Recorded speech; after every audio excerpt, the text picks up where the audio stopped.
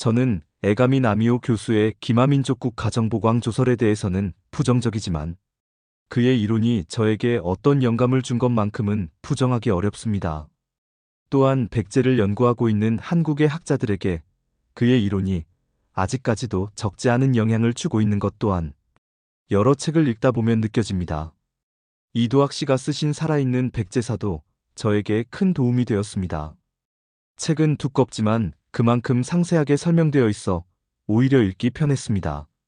문한식 교수도 동국대학교 사학과 출신으로 알고 있는데 이도학 교수도 그렇고 그곳 대학 출신 중에 좋은 학자분들이 많이 나오는 것 같군요. 그러나 미리 앞서 이야기하자면 이도학 교수와 나의 상상은 조금 다릅니다. 그는 만주 지역에서 백제라는 이름으로 존재하던 세력이 2차로 남하하여 기존의 백제와 융합한 것으로 보고 있으나 나는 백제가 아니라 부여의 일종 무리가 후에 남하하여 합류한 것으로 보고 있습니다. 다음에 글을 읽어가며 이야기를 풀어나가 보도록 하죠. 송호정 교수가 쓰신 처음 읽는 부여사에 나오는 내용입니다. 한이나 위 왕조의 병력이 동북으로 출병했을 경우 부여는 병사나 군량을 지원하기도 했는데 이런 협조 체제는 요동왕국 시기에도 이어졌을 것이다. 이 관계에 따라 부여는 요동에서 의뢰의 물품을 받기도 했다. 부여왕의 장례 때 쓴 옷값이 그 예일 것이다. 한군현과 부여의 우호관계는 전통적이라고 할 수 있는데 특히 요동왕국 시기 요동과 부여의 관계는 한층 더 친근했다. 한편 위가 공손씨를 멸망시킨 다음 관구검을 보내 고구려를 침공했을 때 244년부터 245년까지 현도 태수 왕기가 부여를 방문하자 부여의 권신대사 위거가 대가를 시켜 위군을 환영하고 군량을 제공했다. 이렇게 중국과 관계를 맺으며 성장하던 부여는 285년 유화 상류에서 일어난 선비족 출신 모용외의 침략으로 위기를 맞았다. 저항다운 저항도 못하고 부여왕 의련은 자살했으며 많은 자제들이 옥저로 망명했다. 종래에는 이때 부여의 수도가 함락되자 그 일부 세력이 동쪽의 두만강 유역으로 피난 갔다가 동부여를 세운 것으로 여겼다. 그러나 당시 두만강 유역은 이미 고구려의 영역에 포함되었기 때문에 과연 동부여가 고구려 땅에 세워질 수 있었는지는 더 생각해봐야 한다. 에가미 나미오 교수도 부여의 남하를 주장하셨는데 죄송하게도 저는 아직까지 그의 책을 읽어보지는 못했습니다. 저 또한 그의 그 같은 주장에 영향을 받아 이 같은 주장을 하고 있는 거겠죠. 저 또한 당시의 여러 상황을 짜집기해서 그 추론을 근거로 이 같은 이야기를 하는 것일 뿐입니다.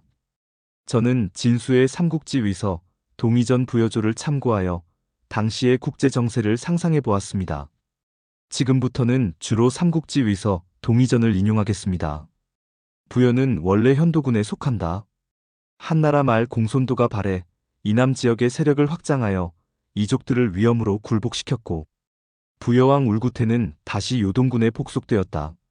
당시 고구려와 선비가 강성했는데 공손도는 부여가 두 오랑캐 틈에 위치한다고 생각하고 종실의 딸을 울구태에게 시집 보냈다. 송호정 교수의 책에서 말하고 있듯이 부여는 요동왕국 시기에 공손도와 혼인을 통하여 우호적인 관계를 이어나가고 있었습니다. 일종의 혼인 동맹이지요. 동맹의 목적은 선비족과 고구려를 견제하기 위해서였답니다. 부여와 공손씨 가문이 서로 친밀했음을 보여주는 기사라 할 것입니다. 그리고 그러한 설린 우호관계는 대를 이어 계속됩니다. 책을 더 읽어보도록 하죠. 울구태가 죽자 간이거가 왕위에 올랐다. 간이거에게는 적자는 없고 서자마여만 있었다. 간이거가 죽자 제가가 모인 자리에서 함께 상의하여 마여를 왕으로 삼았다. 부여의 왕위가 울구태, 간이거 그리고 마여로 이어져 내려갔다는 이야기입니다. 마여는 적장자는 아니었다고 하는군요. 여기서 말하는 제가는 마가, 우가, 저가, 구가 등이었을 것입니다. 그런데 다음에 글에서 다소 혼돈스러운 상황이 발생합니다.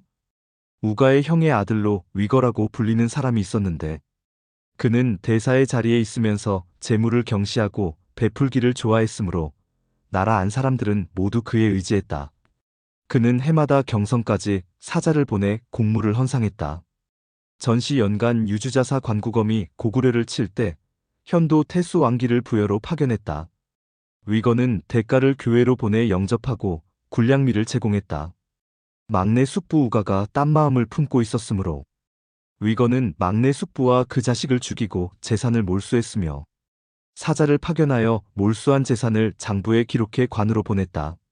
송호정 교수가 그의 책에서 말하고 있는 권신대사 위거는 이 글에 등장하는 대사 위거일 것입니다.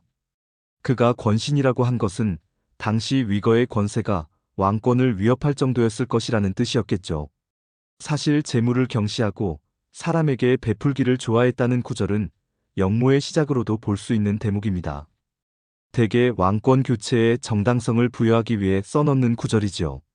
당시 부여의 왕은 마여였을 것입니다.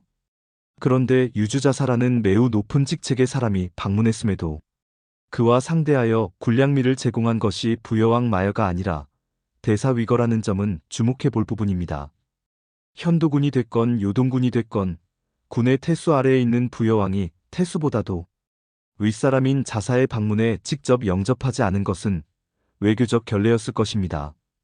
그리고 여기서 위거가 마여를 부여왕으로 옹립했던 우가를 죽였다는 것은 위거가 마여의 배후 세력을 제거했다고도 볼 수 있죠.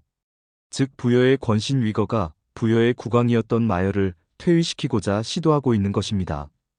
글을 더 읽어보도록 하죠.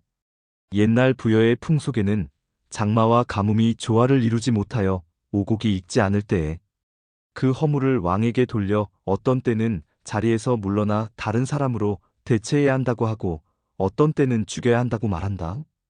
마여가 죽었을 때 아들 이려가 6살이었는데 왕으로 세웠다. 그렇습니다. 부여왕 마여는 누군가에게 죽임을 당한 것입니다. 그리고 훗날 모용선비족의 공격을 받아 자결하는 이려가 아버지 마여의 뒤를 이어 국왕의 자리에 오르게 된 것입니다. 자연재해로 인한 흉작의 책임을 물어 왕을 죽였다고 말하고 있지만 우리는 그 이면의 진실을 보아야 합니다. 부여 왕가는 울구태 이후로부터 공손씨 가문과 혼인으로 얽혀 있었을 것입니다. 그런데 공손씨 가문이 조위에게 멸족당하는 상황이 발생한 것입니다. 물론 그 화는 부여에게까지 미쳤겠죠. 이제 부여의 왕가가 부여에게 짐이 된 것입니다. 그래서 결국 부여왕 마여는 죽임을 당한 것이겠죠. 그리고 그를 제거한 사람은 권신 위거였을 것입니다. 그리고 어린 마여의 아들을 왕위에 올려놓은 것입니다. 그런데 뒤이어서 매우 의미심장한 구절이 나옵니다. 한나라 때는 부여왕 매장에 옷값이 사용되었으므로 옷값을 평상시 미리 현도군에 주어 왕이 죽으면 장례에 쓰도록 했다. 공소년이 주살되었을 때 현도군 창고에는 옷값 한 구가 그대로 남아있었다. 도대체 왜 옷값 한 구가 남아있었다는 문장은 적어 넣은 것일까요? 그것도 일국의 정사의 말입니다. 아마도 부여왕 마여에게는 옷값조차 허용되지 않았나 봅니다. 몹시 쓸쓸한 죽음이었겠군요. 저는 이런 혼돈의 와중에 부여 왕가 혹은 그 일족이 남아하여 백제 왕가로 융화되었다고 봅니다. 물론 이 같은 나의 추론이 톱니바퀴가 맞물려 돌아가듯 착착 맞아 떨어지는 것은 아닌 것 같습니다. 285년에 부여왕 의련은 모용선비족의 공격을 받고 자살합니다. 그는 6살에 선왕 마여의 뒤를 왕위에 올랐었지요. 그렇다면 죽을 당시 의려의 나이는 몇 살이었을까요? 이를 역산하면 마여가 죽은 해를 알 수 있기 때문에 당시 나이가 중요한 것입니다. 백제 고위왕이 왕위에 오른 해는 234년입니다. 만약 죽을 당시 의려의 나이가 50대 후반이었다면 상황은 얼추 맞아 돌아갑니다. 굳이 결론을 내리자면 저는 조이가 요동의 공손씨 가문을 제거하면서 공손씨와 인척관계에 있던 부여의 왕가도 그 화를 입게 되었고 부여왕 마여는 제거되었다고 보는 것입니다. 그리고 이 혼란의 와중에 부여의 일족 무리가 남아하여 그리고 백제 왕가가 부여계로 교체되었다고 생각하고 있습니다. 물론 백제라는 이름으로 만주 지역에서 활동하던 백제가 남아하여 마한에 있던 기존의 백제와 서로 융합되었다고 하는 이도학 교수의 주장도 매우 설득력 있다고 봅니다. 그러나 한 가지 받아들일 수 없는 것이 있는데 그것은 바로 그들이 기마민족이었다는 것입니다. 백제는 한강하고 현재의 서울 지역을 기반으로 성장한 국가입니다. 그들은 아마도 올 때도 배를 타고 왔고 갈 때도 배를 타고 떠났다고 봅니다.